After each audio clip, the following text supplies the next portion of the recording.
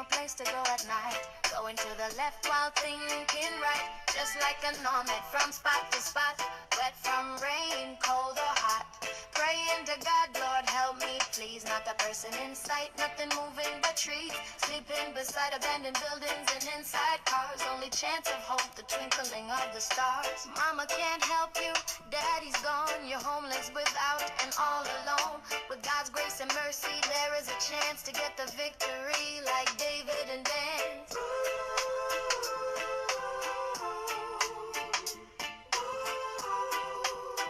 Building our own mansions.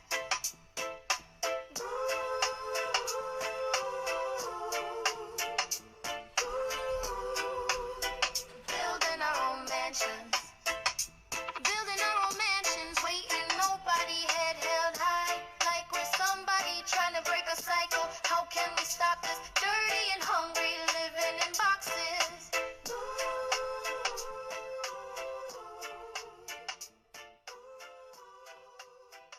Welcome to another installment of the Derelict Dialogues, where we are discussing things that have to do with homelessness, and we believe that those are worlds within worlds, where that the homeless world affects the outside world and vice versa. So I really want to first introduce myself. I'm JoJo Gadget, and I'm one of the hosts of the Derelict Dialogue, along with my co-host here, Chuck Norris. How you doing, Chuck? I'm doing great. How are you? I'm sorry. Doing great. How are you doing? All right, no worries. Just trying to get everything up and running together. How you been feeling? How things been going for yourself? They've been going all right. They've been going pretty good. Still trying to be patient. You know, things take time to work out, and I'm trying to be patient to let things work out how they're supposed to, instead of trying to, you sometimes you rush things. You mess up the flow when you try too hard sometimes. So I agree. That patience is a virtue, and I'm trying to have that. But I agree wholeheartedly. A lot of times we just want it now. Like I say, I want it now, and because of that way that we live, if it doesn't happen now, we get frustrated or discouraged. So being patient is a true key to anything you're trying to move forward in. So yeah, absolutely, that's good stuff right there. So in this episode, I have not told my co-host anything we're going to talk about. The reason why I want to do it this way is because I would like it to be a natural, real conversation about certain topics that deal with homelessness. So this actual installment is what I like to title Outsider Annoyances. Now, what do you think that means when I say that, Chuck? Outsider annoyances. What do you think that, for the first time hearing that, because I just made it up. Outsider annoyances. Yes. That's I would say, in my opinion, things that are outside of, or I guess maybe people or things that are outside your close knit group or your circle, or your immediate life, and things that are part of your day to day, or part of your it's just Your part routine? of your normal daily routine, like something that's part of something you do pretty often. That's a insider thing. So things that affect that, or things that may just make it to where it's not so smooth. Things can work smooth. Things can be good. Like, why does it have to be so difficult sometimes? No, But, that's exactly the point. But outsiders are usually what does that. So you're right on track, actually, and why I coined that, it has to do with people outside of our world of homelessness. What annoys them about us being homeless? Okay. I want to take a different aspect to play not only the antagonist but also the devil's advocate, to see where we can bridge some gaps by having conversations. So, outsider annoyances. What do you think that some people outside of being homeless have an issue with the homeless about? Things that they may see being done. What did they act? What in your mind comes up first if you were to hear the explanation of outsider annoyances? Number one, being on both sides, is the just the lackadaisical, like, sitting here, laying there, like, you know, that's our life that we have in our hands. But you know, your life can be in the way. Your life, it's just the fact that none of the rules really apply on this side. They don't. You really don't have to follow any of the rules, and that's part of the joy of being on this side. Is like so when you have to follow rules and you see basically homeless. No, what was the I like what annoyance? Like the phrase you used. As far as like how others for homelessness. You used something last episode and I loved what you said. For homeless. You said impaired? No, not impaired. Oh man, I can't get it. A home impaired. What was it? Man, household impaired. Yeah. We'll definitely have to go back to it, figure it out. But I like know that. what you're I want to talking start about. using that. Instead of homeless, I want to use what you said. I like that, household challenged. Yeah, There's a lot of like different avenues. Household, that's what you said. Household challenged. Yeah, you said something like that. Yeah, I like that because it's not homeless. It makes it to where it's depressing and sad, and you know It's we almost just like talked having about cancer. That. Yeah, we talked like a about that. cancer. Man, it's so free. We have so many good times. Like really not having to follow the rules is great. It's great sometimes. Especially for a free spirit. If you're a free spirit, like following the rules, just doesn't seem like a natural way to live your life. Following someone else's rules, I'll say that. Right. Yeah, and that's the one thing that people that are outside of the rat race is what I'm going to call it. Like you realize the man-made rules and how how asinine they are. They make no sense. Exactly. Like for laws that for speeding, to keep us safe, to keep the balance. I get some of them. I get them. Yeah, because we have to have some type of control. You see other countries and stuff when they're traffic and how they be driving. Like it's crazy. Like in India and some of those foreign countries, like their intersection is like, how do you get through that? I enjoy having traffic lights and absolutely. Yeah. So, but like not being able to lay down Correct. outside is because of the amount of people and how it can become an eyesore because people abuse absolutely. it. But if I'm sitting in the park and I just want to lay down, I shouldn't. Any other park besides parks downtown, you can lay down and just chill and relax. Correct. Put a blanket out, call it a picnic. Exactly. And just Absolutely. you can take a nap. You and your girl or you or whatever you out there, you can literally take you a nap and nobody will bother you. But downtown, no, you can't lay down. Okay. And it's like I don't know. It's No, I get it. You're on track here. Like other people seeing people laying down in parks where they're just trying to have a good time. They don't want to see, like you said, an eyesore, seeing those people laying down, doing nothing. So I'm gonna put down for you as far as just the nonchalant attitude and the laying down. So I have one too. I think that one that would be on the top of the list would be trash. Yeah, that goes along. I mean, that's part of what I was thinking too. Because when you have all the baggage and stuff, like it becomes it looks like trash. It looks like what our life looks like trash to some other people. I can agree with that. Like some people are ridiculous, with their stuff, and it's just okay. Yeah, that's too much. But like when you see a lady with 5 bags, it's like in their trash bags.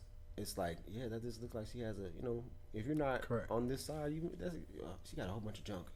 No, that's at the bridge. They give us bags, so yeah, like that's my life in those bags. That's true. Definitely not. There's no junk in there. I have no junk. This is what I have to carry it in at this moment. Right, exactly. Is these trash bags. So but now that's one part of, you can say trash, what someone may deem as trash. What I'm actually referring to in cohesion with that is just trash, period. And what I want to bring up is these situations when it comes to trash. A lot of things are handed out to people in downtown Dallas, as far as like food and things of that nature, which brings trash. Who do you think a responsibility truly is to take care of the trash that one party has given to another? Is it the nonprofits and the churches that are passing out the food, or is the homeless person themselves to make sure it gets into the proper receptacle? What do you think? Honestly, I'm gonna put in a third one. In my opinion, is exactly who does it, and yeah, exactly who. Downtown, that they have the green team. That's only downtown, but having the green team everywhere would be nice, because that's what my tax money goes to. To see my tax money at work is great, awesome, but at the same time, you give a lot of opportunities to people that are incarcerated to. Like, they don't do that anymore. Yeah. You get work release and all that. Like, yeah, you get to go do your community service or go do something, and it's benefiting you. You get out of being behind bars, and we get our city cleaned up. So, and you're doing a good thing, even if you go volunteer or whatever, because I'm not going to say the first two, because the people, I mean, that should be number one. The people handed it out should automatically come with trash bags, and it would like make more sense if you really thought about it. I don't know if the city actually complains to them. Maybe somebody has, some people, might get in trouble. The big people to come, trucks, and, you come in there and you're there all the time. The city's like, nah, like, you got to do something. And if you see it, I'm pretty sure you're going to start bringing a trash can with you. So my trash, what I'm putting out right here, please put it in the trash. If you don't want it, just throw it in our trash, please. Like that. To be conscious of that. Because I know you can't be that, giving to people in need goes further to me than just giving, like that simple just giving to people in need. Like, I get it, like, you want to do something good, and even if you're doing with your kids or whatever, I get it. I salute it, I applaud it. Yes, at least you have some type of heart, some type of moral responsibility to take care of somebody or people that have less than you. But yeah, pick up the trash. I know you see the trash after there, like, to pass out all this stuff, and you see the aftermath, and just leave and just not even care about the aftermath. That's kind of, I don't know. No, I mean, I can see both points of that. Irresponsibility, but like, I think it has to be like both sides. I mean, the mere fact that, like you said, if someone cares about someone, they took the time to bring some whatever you may need, whatever materials or food that's needed. The bare minimum the person receiving these goodies could do is throw it away. Right. Now, with that being said, unfortunately, that's not the reality we live in. Mm-hmm. So the trash is just being thrown everywhere. I've been guilty of it. I've seen others do it. I try not to. I'm more conscious of what it is. At the same time, these are the same place I'm going to go to and try and hang out at with it all trashy. Like, Right. It becomes a time where you have to take personal responsibility for what you're doing. And I try to do that. And one thing that's helped me is someone else also thinking like that and saying the same thing. And when I falter, be like, hey, man, you stood on the ground. Like, yeah, there's no need of that. I can go ahead and pick that back up and just walk the few paces it takes to get to the trash can. So that always is helpful. But I think both sides play a part into it. Like you said, if the people who are giving it out, they know it's going to be trash, then they need to help with picking up the trash, as into having their trash bags already ready and sticking around for when it's done to see what happens, not just passing it out and driving off. I understand that you're doing a great thing, but if you're doing a great thing, you're doing a great thing. It doesn't matter per se how long it takes, or would you have to stay a little longer to make sure the trash, because at the end of the day, that's your trash. You brought it there. Mm-hmm. You gave it out, and we applaud you for that. But at the end of the day, you're responsible for it. Now, as far as the side of the homeless people, or concrete warriors, I like to call them, we have responsibility too. Like, we just can't be doing anything that we want. This is why the outside annoyances even take place, when people see others just throwing things anyway, exactly where they got it from. It makes us look bad, worse than it already does being homeless per se.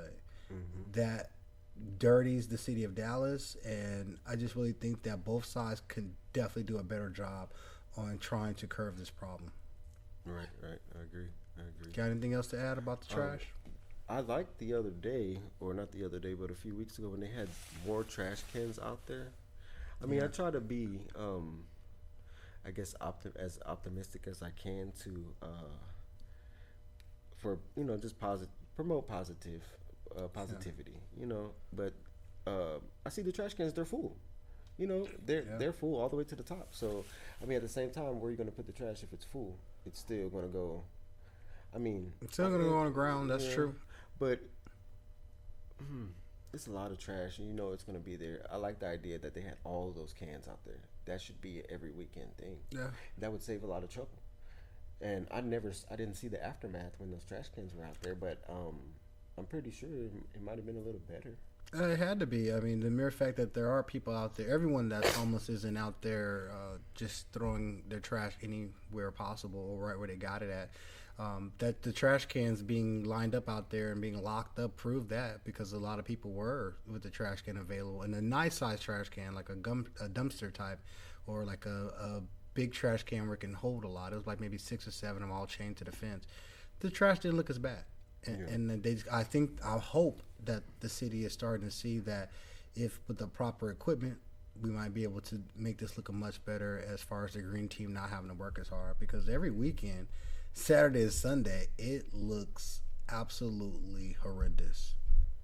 Definitely. Yeah, it definitely does. It's crazy out there. The amount of people that come and help serve and help the homeless community, with the aftermath that's left, it looks absolutely deplorable. Like we should all be ashamed of ourselves, allowing the city to be like that. Especially if someone's trying to help or do something positive for someone else they don't even know. Like, all of us have to take a actual look at ourselves and see, what am I throwing out here? What am I doing? And it starts with everybody else, and also being having other people be accountable for their actions. Trash can right there, you still don't put it in there. Like, it's a little absurd. I will say this though. At this point, it's always awesome to talk about things that need to be improved, but without solutions, I mean, we're just really talking. So yeah, that's exactly it. I try to propose that maybe we should go back to a situation where let's pay the homeless to pick up the trash. Why not? Like, some people have no way to get current employment or have an opportunity to make legal money. Why not allow to have like a offshoot of the green team? Just like where they do at the bridge, where they have GGB, have people who fall along and help clean up. Like, we could do that too. Right. You can have people fall along and, like, day labor, pay them a few dollars to help pick up the trash. Like, I could see that being a feasible situation. It will take some effort, but you would have a larger man force or workforce in general to help clean up faster. And if there's someone who's in this type of program helping clean up on the weekends, Monday through Friday, they're going to be on the same thing, whether they're getting paid or not, because they know that at the end of the week they don't want it to be that dirty where they have to clean up as much. So, and then also holding other people accountable about just throwing their trash any other way, because on the weekend I'm going to have to pick it up, or whatever day they have to go to work. So let's just try and throw some solutions, to have conversations to try and get to a better space. I think a real simple idea is, I mean, if you already know that's an issue and it's been an issue for a while, more trash cans. Just like, they had those temporarily, but just put more trash cans, period. Like, they have those permanent trash cans. Just put a couple extra just because they're needed, And I have a concern about, not all, but a good majority of the trash cans, at least in the city area, as far as like City Hall, they're small. Like, those permanent trash cans are like small rectangles that really can't even fit one piece of trash because of how it's designed. Like, it doesn't help anything. To me, it's just promoting trash to be thrown everywhere because someone doesn't want to get it in there, or they can't get it in there, whatever the size of the trash is. So I think also the design of how we're using the trash cans has to change or improve so that you can hold some trash in there. It's the same people got to pick it up. You know what I mean? So exactly. There's probably some things that I don't know of because I don't work for the city. They probably don't want large trash containers for that same exact reason. They have to have all that trash just sitting there, creating flies and things of that nature. But I have to believe there's some kind of happy medium in between to be able to figure out something to have better receptacles to put our trash in. So, but you got to also account for the fact that the city wasn't planning on this area being flooded with homeless.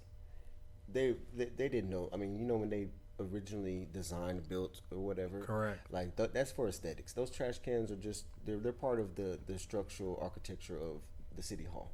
Yeah, I can see that. And there wasn't a lot of trash. And, you just go there out there on lunch and you drop little things in there. People weren't having meals and huge. It wasn't what it is now. Like Correct. so. I mean, but the blue trash cans they help. I mean. Yeah, absolutely. Yeah, the normal city ones that they have everywhere. But but we were talking about they're doing a transition with the homeless right now. So Correct. Yeah. I mean, unfortunately, we don't know what that transition is, other than we know that the downtown area is about to be more than likely off limits for homeless people. They're making more stricter codes for trespassing. You're not allowed to sleep in places you used to. So I can see maybe, I don't want to call it crackdown because it sounds criminal. No, I think it's a little more like a curfew. A curfew. I think it is going to be something like that. After 10 o'clock, you can't Correct. be just hang. Like you got to be doing something. Anyway, how it ends up, we know for sure that it's actually changing. Now, for good or for bad, only time will tell. However, this is kind of why we're doing what we're doing. We would like to have others listen to people in the situation, not just listen to representatives. It's easy to dismiss things when you don't understand how it works. And the people that may be in charge or have control or say so, I don't know if too many times they actually speak to homeless people. So we want to at least create a platform that we can get our thoughts out, and then hopefully there'll be a better understanding to come to better solutions. So on that same topic of outside annoyances, we covered trash. We also covered just the slovenly way about people laying down in the middle of the day. We're going to probably come back to that a little more, but this kind of encompasses the same thing. Hey, Chuck, I want to ask you, how do you feel or what do you think about sleeping encampments? Like places where they have tents and created communities or community areas where that people sleep every night. How do you feel about those? What is your thought process on sleeping encampments?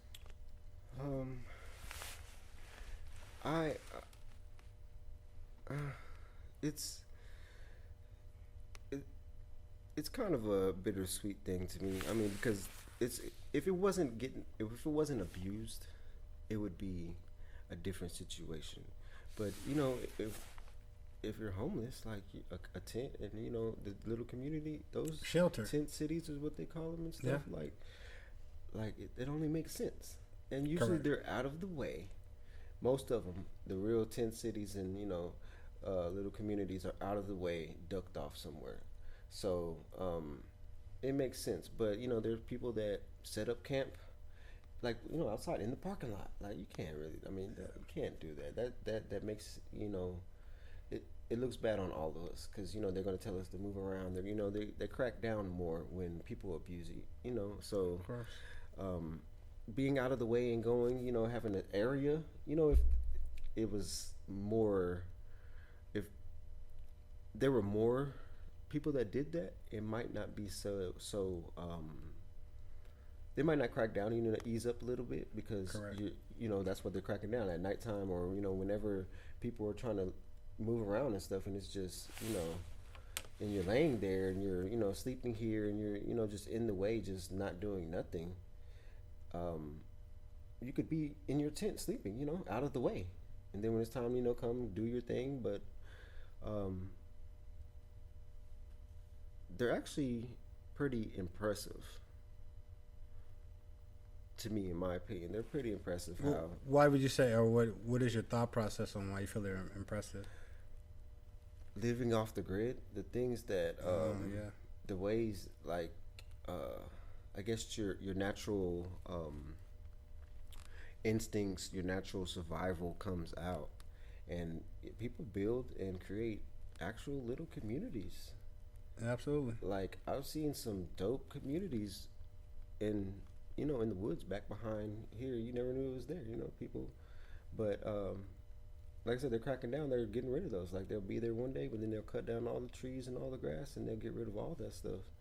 I mean, because it's the only thing I say is because it's an eyesore when it's out in, when it's out in the public. I'm gonna say, or out in the middle of somewhere. Like you can't really do that. Like Come on now. No, I agree. I mean, What do you think about just playing the other side of it? From like you said, most people that are homeless have been on both sides. They've been with the house looking at homeless, and they've also been homeless looking on the other side. So most people have been on both sides of that fence. So what do you say to people who have these thought process? One, that encampments like that bring undesirables, and that means that there's a lot of crime and drugs being used. How do you feel about that when that is one of the factors when people mention encampments? First of all, that's exactly how a lot of people that have the misconception about homeless view homeless anyway, the undesirables. Yeah, it's true. And if you have nothing, I mean, look at it from the outside. If you have nothing, and yeah, if you have nothing, what would be the problem with enjoying what you can enjoy? Or, what's the problem with a community banding together and, surviving out here? Well, I mean, I don't find anything wrong with that. I mean, you have to use what you have to work with at that moment. But do you believe that it becomes a haven for criminal activity? Yes, I would say yes, definitely. But that's no more than, I'm from Pleasant Grove. That's no more than Any other community, right? Yeah, that's no more than that. Like, it's the same thing. Yeah, the same It's just thing. a smaller version of the community Right. you may live in or live around that has the same elements. I mean, as far as safety goes, yes, it's dangerous as far as, because they're off, you know, they're off, tucked back here, so it's there's no cameras, there's nobody watching, like it's safer for you to do illegal things, or just and you really not gonna. There's no safety there. If something happens back there or out there, It may wherever has you're its at, own rules. yeah, back there. exactly. So as far as safety goes, yeah, it can be. I'm pretty sure it can be pretty hectic, dangerous. But don't you want? I'm gonna say us. Don't you want us out of the way? And that's the first thing I just said. Like when you're in somebody's like porch, patio, and you're on their stairs, like if you have nowhere else to go, you're gonna set up wherever, under a carport, under here. It's dry over here. If you want us out of the way, why not? Oh, I just got an idea. They have RV parks. Mm-hmm. I already know where you're going with this. You got plenty of fields. You got plenty of space. This is Texas. Like, this is a homeless camp. Yeah, would it be no different than if you went to a national park and you went to go camp somewhere? Exactly. Would that be the same thing? I mean, essentially, that's what you can do. I'm pretty sure they might have rules to. I mean, if you're far enough out, that's what I've seen camps that are far enough out, like to where they don't even. I mean, the police have probably been called there and know about it, but they're like you're out there, so nobody even knows you're there. Even if you went to a national park, you could really be out there. Who's gonna come find you? Like the park rangers are going on the outskirts, the main trails, and they're, but if you're deep off in the woods, you could live out there and Correct. Nobody would ever know. No. With that being said, what would you say when the point is brought up? If you were to do that, like with your thought process to have an area for homeless people to make their camps or sleep, and let's say a company or the city started opening those type of parks, does that feel like, or would it seem like any type of concentration camp, where that you're putting all the people that some may say as undesirables or derelicts or whatever you want to call it? Like, do you feel that may be looked at as a concentration camp of sorts? Well, it can't be regulated. If it's regulated in any type of way, yes, it can. Yeah, it might be abused in some type of way or misconstrued. But if it's like a park or any camping, it's free. I mean, come as you go, like come as you want, I can't get my words right, but you're free to come and go. Mm-hmm. You're not, you don't have to check in. Like if you want your tent there, if there's space, just set up a tent. Like when you try to get some type of enforcement or law enforcement or some type of, regulation on it, that's when I think it can be looked at as some type of like refugee camp or something like that. Yeah. Does it seem like it would have to be some type of private entity to step in and do that instead of the city? That way it doesn't have to get that feel of like a concentration camp or internment camp. Like it has to be like a private company to step up and want to say, I want to help eradicate this, and then we're going to do this, open this space for all those who need it be able to come in. Like, is that what you think may work if a private company was to step in and do that? I don't. But see, there would still be regulations with somebody. I mean, I think it's going to be regulations no matter what. If anybody yeah, puts you're their right about hand that. on it, they're going to at least want to run it the way they want to run it, which they have the right to do. That's what capitalism is about. You know, you own something, you run it the way you see fit. So I think no matter how we look at it, there are going to be some type of rules per se. But I just wanted to see your point of view on what would it look like to others. They think there'd be something that'd be an internment camp or something negative. I think it can go either way, honestly. Like it depends on who's running it. It could either be something that is detrimental to people to keep people locked in one area, or it could be one of the most greatest things ever, allow people who need this time and space to go here and and be comfortable and out of the way. As a matter of fact, if that's what you don't want to have downtown, to get them out of the way. Right. So I like the idea because it give us more options. Because I mean that's a big what is it like a big reason a lot of people are out here for the freedom and not following rules and not having to you go somewhere whether it's shelter or get food, like they have these rules and people just don't want to follow them. Correct. It's like I just want to be free and it's not for everybody. The tent cities and the communities are exactly what they are right now because they don't have regulation, because people can come and go as they want and they could be free. Like whatever illegal things that they do there that's why they have it like how it is now, because if you have anybody step in, they're going to control that, they're going to control this, whatever they might do, it's going to be some type of control there, and that's exactly what a lot of homeless don't want. Yeah, there's people out here now, and it's a good amount of number who just don't want to conform to society any longer. They may have already done it, or they're looking at it and they don't like how it works, and they rather just bow out and just live this way because it seems more natural to them. And I think there's really nothing wrong with that. Like you're entitled as a citizen to, if you're not breaking any rules, to do what you feel is necessary as an American citizen. However, I will say that there are some people out here too also that are doing the total opposite of that. Like they're just using it and abusing it. So it bothers me to have so many people see one or two things happening or one or two people doing something incorrectly and blame everyone. Right, it's not just that person did that or some group of people are doing this. It's all of them. It's all or nothing with the homeless, and that's one of the few labels you get out there that is all or none. Like it's homeless people are doing this. It's not, hey, this guy Jim did that. He just happened to be homeless as well. Right. Because in every genre of whatever tag you put on somebody, you can find a jerk or somebody who doesn't play fairly with others. Like it doesn't have to do with just being homeless. It's just that we get the tag that all of us are like that. There's a lot of people I know are homeless and working right now. Right. A lot of people who are homeless that don't have any drug problems. Mm-hmm. They just situations. And I was looking at a stat that said that 1 out of 588 people in America are homeless. And I'm like, that's not a huge number. 1 in 588 people.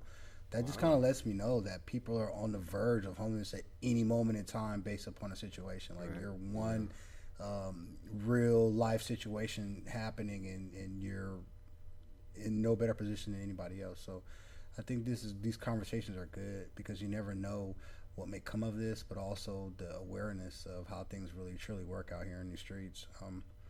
So we're on the topic of outsider annoyances. These are the ones that I came up with. Do you have any that you may see or you've noticed being out here that outside people may look at homeless, or you just know it bothers them? I got one more before I go to you real quick. I just thought about and then because I'm not from here, I know people from here look at it a little differently. I've had this conversation with you before. I think a lot of people get annoyed when how slow homeless people walk across the street. Yeah, yeah. They seem to be extremely annoyed about them having to wait a split second or more to not rev their engine and just run you over. Right. So I've always felt that that's pretty strange to me.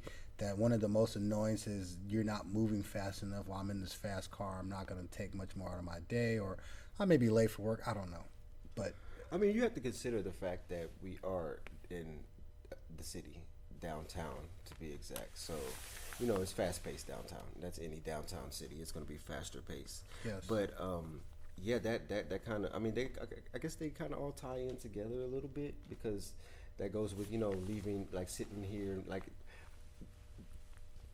Maybe it might be partially two-sided. We have nowhere to go and no rush to do. A lot of homeless people don't have, no schedule for anything. So yeah, we're walking slow, doing this, taking our time to do everything. But at the same time, like you still got to be conscious of other people. I think that's the point. And the title doesn't matter, homeless or home.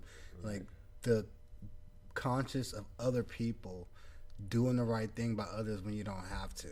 Right. Like, just like I shouldn't be blowing my horn at somebody going slow, the person shouldn't go super slow just because. Like, and once again, it's a two-part thing. Like, both parties could be better at that. I don't want to. If I have nothing to do, I still don't want to waste nobody else's time unnecessarily. Right. I mean, but unless you're going to ask them if they have some type of illness or some type of something, Yes. disability. I mean, if they're old person and they can't walk, they got their hips replaced, like it's going to take a couple seconds. Yeah. How long does it take a walk across the street, really? I mean, a minute, 60 seconds pretty much to walk across the intersection. So I mean, you're that impatient to where you can't wait for someone to walk across the street. That's a little. This fast-paced world we live in, I see it all the time. Like, and you brought up a good point about people being disabled or not having the ability to walk across the street fast. It's the world we live in, that there's no remorse for any of that. Like, they have no care for others. Right. And on the same token, like I said, I've seen homeless people go out of their way to walk slower or slow somebody's progress because they have nothing going on. Walk in the middle of the street. Correct. Too. Like, yeah, it looks bad on all of us. It does. And once again, it's not everyone. It's definitely not. It's not even the majority. It's just that you run across one or two people at that moment in time. You may be late for work. Now this whole stigmatism of all homeless people do that. Right. Walk in the middle of the street just because they can, because they don't want to follow any rules. And it goes back to what you talked about as rules. Like, that's like an unforced rule to not walk on the street, but you're walking in one direction. There is no benefit for you to walk on the street other than to slow others down. Right. You have to go out of your way to do that, and I don't agree with that whatsoever. And I think most people, for their own safety as well as just not being a jerk to others, like, I don't want to do that. Like, I'm not going to walk in the middle of the street just because I can. Like, that's a bit much. Even if you want to live off the grid, like, if you want to live off the grid and you want to conform, that's you. But anytime your actions interfere with others, then you've overstepped your bounds. Right. Once you've done that, and I think that we don't take care of that enough among each other. Same thing with the encampments. There's been plenty of times that around the library and the building adjacent to it, people would sleep there and be there all day and all night. And I can't deny the fact that the library and that business next door were very patient, very patient. I'm talking about for years, probably very patient in what they didn't do to those people sleeping out there. Right. To it got to a point where the people wouldn't take their tents down during the day, and that's kind of all they asked for. Is like, you're gonna sleep here at night. There's no one here. That's fine. But if you're not gonna stay up there all day long, people don't want to see that. They don't want to conduct their business having to walk by people sleeping right there. Even if you're the cleanliest homeless person in the world, like, that's not part of what business is gonna. It's not gonna attract. Business attracts other business, and if your business looks like that, it's not gonna be attractive. It's just the truth. Yeah. So it got to a point where we are now, where there's no sleeping there, there's no hanging out there. They have to really enforce the rules because few people went too far. Right, Wasn't right. willing to work along with others. If they allow you to stay there, you have to at least abide by some kind of rules, which is put your chin up during the day. Allow them to conduct their business so you can sleep there at nighttime. Right. Yeah. And some people just didn't get it and didn't want to do that. So this is where we are now, as far as like the total crackdown of downtown, as far as like homeless is concerned. But that has an important part. Like, I'm sure others are annoyed by that. Absolutely annoyed by them working hard and seeing someone at 2 o'clock in the afternoon just laying there doing nothing. So you don't know their story, but whether we want to believe it or not, we do actually judge people. Right, And right, the judgment is going to be this no good, lazy person is sitting here while I've worked all day and I'm stepping over you. I got to step over you while you've done nothing. So Right, yeah. I can see people being annoyed by that for sure. Now, when you were on the other side, do you ever reflect back and think about what you thought of when you saw that homeless person versus what you think now?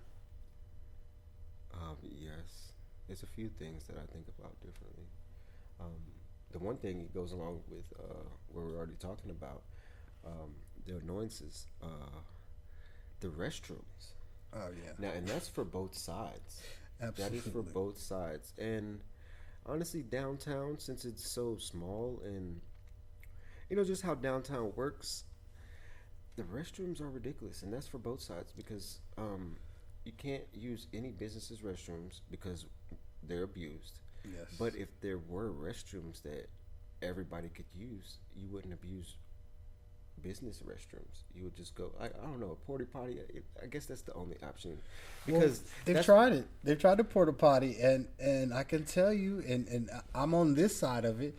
But I'm pretty sure if I ask the library how's their porta potty experience, they're not going to be favorable, because once Right. again, the abuse, the constant abuse, the constant wear and tear, and there's certain areas in general around there that you just don't want to go to because the smell's so bad. Right, but that's only because there's one porta potty. Correct. But just like the trash cans we talked about, if there were more porta potties, more restrooms for everyone to use, because when after the business is closed, there's literally no restrooms downtown, and that's for whoever is downtown. Period, not just the homeless. There's literally no restrooms. Like,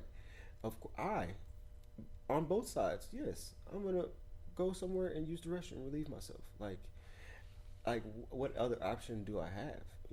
But to go to find a corner or find a tree or find somewhere, dark alley or somewhere to relieve myself. And that's on both ends. I'm not saying, I've taken a dump in the alley before, but I understand when you see If I had to, I would. Yeah, If I had to, I would. Especially, in the middle of the city and there's no restrooms and no one will let you use the restroom, you have no other option, Correct. But, I feel the same way about that before because, I've worked downtown. So when I get off of work, or just I'm, moving about. Even if I get off the train and I need to use the restroom, there's no restrooms. Zero. Literally. And I think they both complement each other in negative ways, where that they don't want to make a restroom because they don't want the homeless to invade them. And then the homeless are saying, hey, we don't have any restrooms, so this is why we're doing our business in public. Right, exactly. So they complement each other in the worst way possible. So I have to believe there's some type of balance that needs to be implemented. What's needed, a toilet. How are we going to keep these toilets safe? You have to figure out something else, because if you don't want the feces and the urine everywhere, then you have to create a structure that's going to be able to accommodate that. Right. And figure out how to safeguard it. You safeguard other things. If you have to safeguard the bathroom, then so be it. Because at the end of the day, whether we want to believe it or not, it's a important function of being a human being to be able to have somewhere to relieve yourself. Right. It's gonna happen. It's about, do you want it inside of something that can be cleaned, or you just want it on the side of your street? You Right, have to yeah, power wash exactly. everything. It's your choice, but it's gonna happen. So I think there has to be some type of dialogue to try and come to some type of possibility. And I think you definitely got to have an abundance because, for one, you just need it. You definitely need it. But I think after a while of having an option of relieving yourself in some type of structure, you're gonna like it's gonna fade away. At first, people abuse this because it's the only one. It's exclusive. But if you had a porta potty everywhere, it would become just a porta potty. Like there's no structure. There's nowhere. We're talking about the tent city. There's nowhere for you to go, so it gets abused because you just want to be inside. Inside. Period. Yeah, That's true. really why it gets abused. But if it's like I said, exclusive. It's hard to and everybody's waiting in line, and there's just one, and it's just okay. So when I get the opportunity to go inside, I'm gonna take all the time that I need in here because I don't know when I'm gonna actually have a real restroom to use. Yeah, it's But true. if I had somewhere to relieve myself all the time, eventually it's like okay, I'm not gonna go chill in the restroom because like it's not the only one. Like or I mean. Yeah, like I said, just like with the trash cans. There's trash cans there, yes. But when they fill up, what are you gonna do? Yeah. Just like the restroom, there's one there, but once it gets to a certain point, like, nah. Or if they close it or lock it or whatever the situation is, like, yeah, there's a corner around here that's perfectly fine for a lot of people. Yeah. I really appreciate your input and your insight. Has been a great build. I think I I believe that a lot of people just don't ever have the time or the audacity to actually say these things that we're saying out loud. But everybody thinks it. I think that we should start having these conversations to get to a point that both sides can be satisfied and we can eradicate this as much as possible. The annoyances as well as the whole being household challenge. I want to do one thing before we get out of here. I want to make sure that you're aware of all these awesome, great library clubs and different type of events that go on here. The library, this is the best library I've ever seen with all the different possibilities, whatever you're into. And I'll give you an example. On Sunday, March 9th, they're actually having a Mahjong club. If you ever heard that before and ever thought about what that is, there's actually a class they're going to be teaching from 1 to 3 on Sunday, March 9th. It's kind of tailored for people that are 55 and older, but all ages are welcome. And if you want to learn a new game that's been around for thousands of years and it's something that you want to have someone hands-on teach you, definitely come out on Sunday, March 9th and join the Mahjong Club and maybe learn something new as well as maybe a fun game. Hey, Chuck, you got anything on the board that you want to give a shout out to? Yeah, just in general, the game days that they have, like you said, they have mahjong, and then they actually have a Dungeons and Dragons. Okay, They role have, playing. Gotcha. Chess. Chess. Then they have board games, and then they actually have a family night on Saturdays. Okay, awesome. I know there's a lot of chess players out there, so I know there's plenty of people, no matter all kind of walks of life, that play chess. So definitely come down, meet some new people, get in some excellent chess games, get chess partners. There's actually a chess club here as well. So make sure you come down and check out some of these activities. They have everything from things for children, for adult men and women. They have sewing clubs. Just about anything you can think of, photography, genealogy, whatever you're into, this library has a floor more than likely dedicated to it, as well as people that be willing to help you to learn more about whatever you're looking into, okay? So I want to just give a sign off as the Derelict Dialogue. I want to thank Chuck Norris as usual with all the great insight. Yeah, we had a great time. And this is going to be more of many. We're starting a new trend, and hopefully this trend lasts as long as possible until we can eradicate homelessness. Everyone stay good and stay safe. Yes, sir. Take it easy. All right.